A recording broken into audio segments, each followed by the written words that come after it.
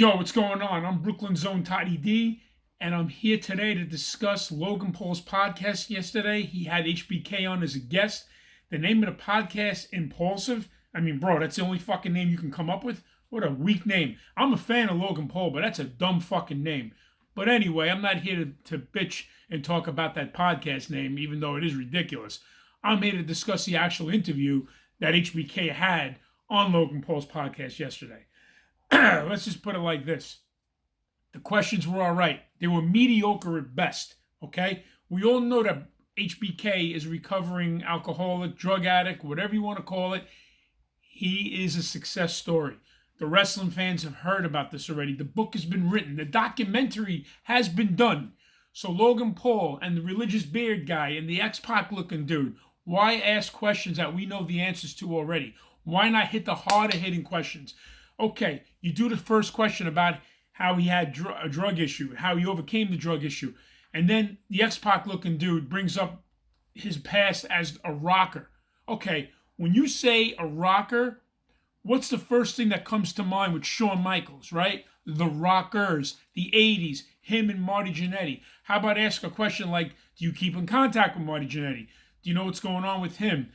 As a recovering user, what can you do maybe to help Marty Jannetty? Is Marty Jannetty clean? What's the story with that? How about we dig into the Rockers before they were the Rockers? How about the Midnight Rockers? You guys touched it lightly on a small question about how they used to party and they got fired right away.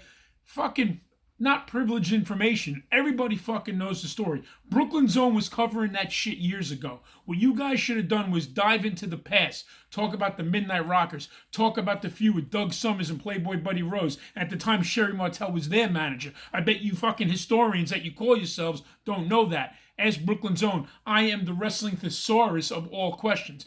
But that's another time and another place. What I'm here to say is talk about the Midnight Rockers. Talk about the Rockers, how they came to then WWF. Okay, you brought up the firing. How about the rehiring and how they got accepted? How about the legendary feuds they had with the Brainbusters, with Demolition, the Heart Foundation, you name it. Back then, 80s was tag team galore wrestling. You guys didn't bring any of that shit up. How about Sunny Days? I mean, we all know that HBK was tapping Sunny. We all know that shit. But how about asking the questions? What was going on in the background? What about Chris Candido? Was he aware? Was there an altercation between you and Chris Candido? What made you guys stop fucking around? What made you guys start fucking around? There's so many questions. Yeah, they touched the bar incident with the military jumping him. We all know that HBK probably got his ass kicked because back then he was a ladies' man. The chicks dug him. They loved him. And knowing him, he was fucking trying to pick up on chicks at the bar that were with these military dudes. Or they were just jealous that they couldn't get any action and HBK was getting all the play. Those are the questions to ask. You know, I get it that Shawn Michaels now is a father, he's a husband, he's got kids, but they're not kids anymore, they're grown-ups. And I'm sure that their kids, they know what social media is, so they know that their father was a legend back in the 80s and the 90s. Yeah, he's a dad now, and everybody has respect for the man. He's a great trainer, he's an icon, he's a legend. But like everybody else who's famous in the biz, has a past. They all have pasts, everybody does. And if you're in the spotlight, you should be prepared to be asked these hard-hitting questions when you're on a correct podcast. You got to be a journalist. You got to hit the fucking questions. I don't understand. Logan Paul, you're a YouTube sensation. You're more than a one-hit wonder. You're a fucking athlete. You fought Mayweather. Now you're in the WWE. Brooklyn Zone has nothing but respect for you. I dig your podcast. You and, Joe Rogan, two of the best in the biz. Once Toddy D gets this out here, I'm going to be in the top 3. I can guarantee you that.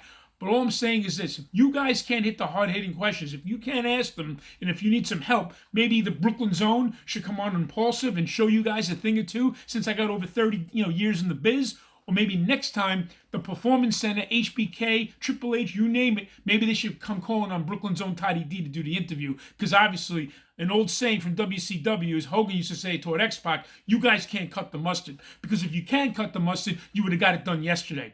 Well, that's my rant for now. As you guys know, I'm Brooklyn Zone Toddy D.